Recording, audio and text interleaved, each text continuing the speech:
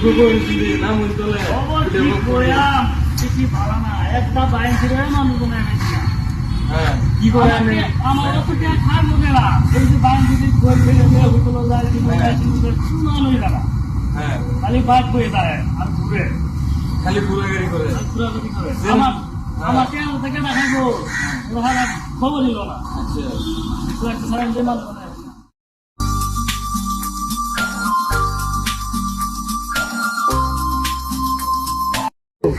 পয়সা দাও ভাই কোথার বেডে সিনেমা দেখতে